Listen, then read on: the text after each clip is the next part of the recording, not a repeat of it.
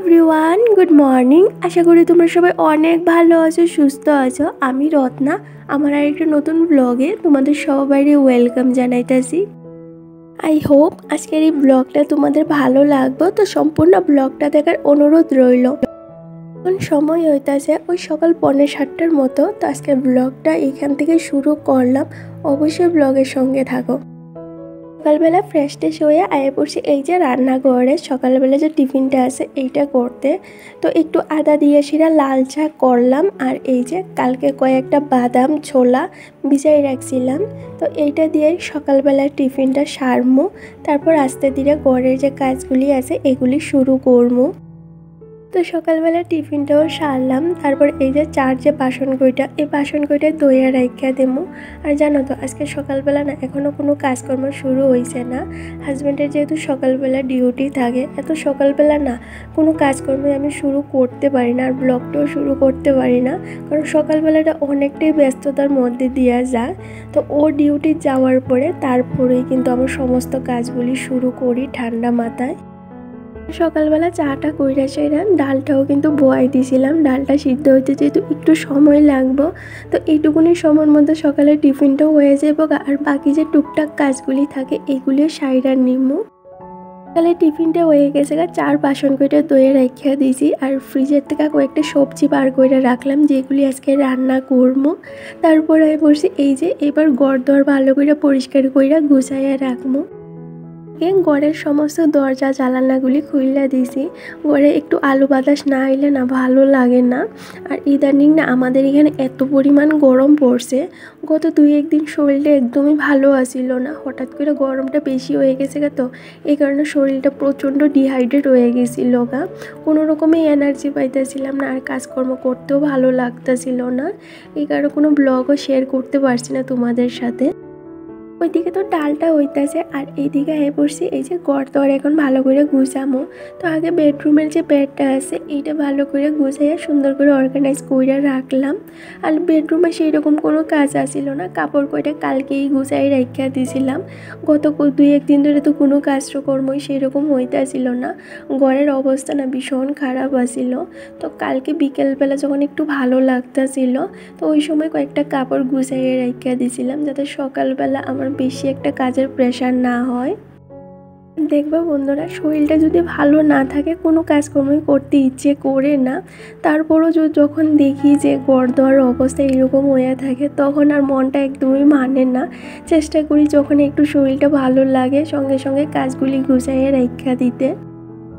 এই গরমে কাজগুলি করতেও না ভীষণ অসুবিধা লাগে, এইখানে চেষ্টা করি তাড়াতাড়ি করেই কিন্তু সকাল থেকে সংসারের সমস্ত কাজগুলি গুছাইয়া করার। কারণ যত বেলা হয় গরম যেমন আরও বেশি বাড়ে, তো বেলা বেশি হওয়ার আগে যাতে সমস্ত কাজগুলি সারতে পারি, এই কারণে কিন্তু সকাল থেকেই চেষ্টা করি প্রতিটা কাজ একদম গুছাইয়া পরিপাটিভাবে করার। যাই হোক, বেডরুমটা গুছাইয়া পড়ছি এই যে লিভিং রুমে। তো প্রথমে আগে লিভিং রুমের যে বেডটা আছে এইটা গুছাইলাম। এইটার মধ্যে তো আমরা কেউই ঘুমাই না, তারপরেও ওই যে সন্ধ্যার দিকে শুয়ে সেরে টিভি দেখি, তো বেডটা তো একটু এলোমেলো হয়ে থাকে, তো সকালবেলা আবার গুছাইয়া রাখি। তারপর সকালে যে ডাস্টিংটা আছে এইটা সারলাম। ওপরে যে ফটো ফ্রেমটা দেখতে পাইতেছিল এইটার মধ্যেও না ধুলা ধুলা লাগতেছিল, তো ভালো করে একটা ভিজা কাপড় দিয়ে পরিষ্কার করে দিছি। আর একটা পুতুলও ঝুলাই না ছিল, এইটার মধ্যেও ধুলা লাগতেছিল, তো এইটাও ভালো করে পরিষ্কার কইরা এই যে ঘরটাও ঝাড়ু দেওয়া কিন্তু হয়ে গেছে সকালবেলা শুধু ওই যে রান্নাঘরটা মুচ্ছা সেরা হাজব্যান্ডের সকালের টিফিনটা রেডি করে দিছিলাম। বাসি করে নাকি রান্না করতে নাই, এখানে সকালবেলা তাড়াতাড়ি করে ঘরটা মুচ্ছা সেরা ওর টিফিনটা রেডি করে দিছি। তো এই দুইটা ঘর আর এত সকালবেলা মুছতে পারছি না। তো এইবার চলো আস্তে ধীরে ঘরটা মুছি, তারপরে বাইরেও না একটু কাজ আছে, এই কাজগুলি করতে হইব।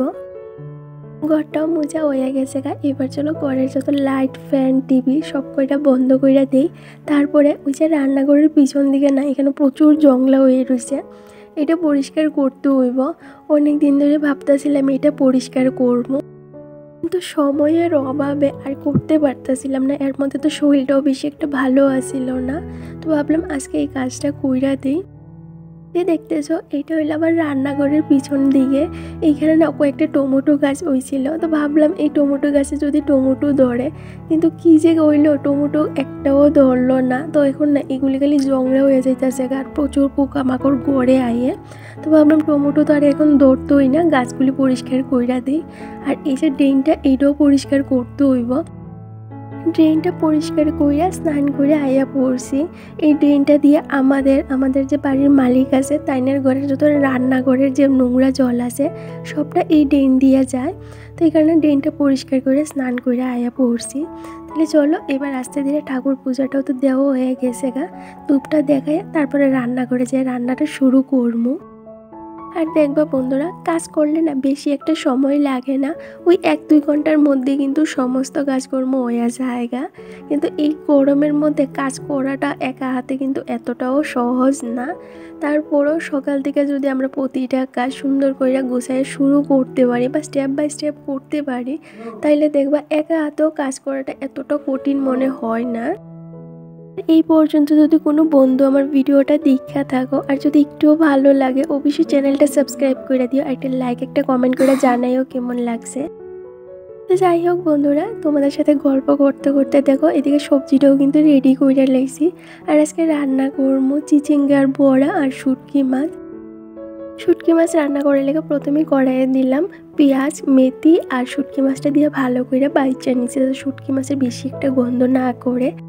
তারপর দিয়ে দিলাম এই যে সবজি, হলুদ, কাঁচা লঙ্কা আর রসুন সব কয়টা একসঙ্গে দিয়া একটু ভালো করে নাইড়া চেড়া নিয়েছি। তারপর হালকা একটু জল দিয়ে দিলাম যাতে নিচে না লাগিয়া যায়। এবার টাইকা টাইকা রান্না করবো, আর কিছু দিতে লাগতো না শুটকি মাছের মধ্যে। আর এইদিকে আমি চিচিঙ্গার বড়ার লেগে চিচিঙ্গাটা মিক্সির মধ্যে একটু পেস্ট করে নিয়েছি যাতে চিচিঙ্গাটা এত বড় বড় না থাকে। তারপর এটার মাঝে বাকি যা যা লাগবে সমস্তটা দিয়া ভালো করে মাইখা এই যে বড়াটাও কিন্তু পোয়াই দিছি। তো এদিকে বড়াটা হইতে হইতে যে এটো বাসনকুইটা বড়লো, এই বাসনকুইটা দইয়া রাখা দিই। রান্না বান্নার শেষে একবারে যদি দইতাম যাই তাহলে না প্রচুর বাসন হইয়া জায়গা, তো দইতেও অনেকটা কষ্ট লাগে। তো রান্না করার সাথে সাথেই যে এক্সট্রা বাসনগুলি থাকে ওইগুলি দইয়া রাখা দিই আমি। এই তো সমস্ত রান্নাবান্নাটা কিন্তু আমার কমপ্লিট হয়ে গেছে গা। আর সকালবেলা ফিল্টারে জল দিয়েছিলাম, তো এই যে বালতির মধ্যে জলটা পড়তেছিল, তো কয়েকটা বোতলে খালি আছিল, তো এই কয়েকটা বোতলে বইরা রাখা দিছি। মোটামুটি রান্নাঘরের সমস্ত কাজগুলি কিন্তু আমার কমপ্লিট হয়ে গেছে গা। এখন এই যে রান্নাঘরটা পরিষ্কার করলে কিন্তু সমস্তটা কমপ্লিট। তাহলে চলো বন্ধুরা, রান্নাঘরটা পরিষ্কার করতে করতে তোমাদের কয়েকটা কমেন্টের রিপ্লাই দেই। একজন দিদিভাই কমেন্ট করছিল যে তার নাকি সাবস্ক্রাইবার কইমা যাইতাছে। সাবস্ক্রাইবার কমার অনেক রিজন থাকতে পারে।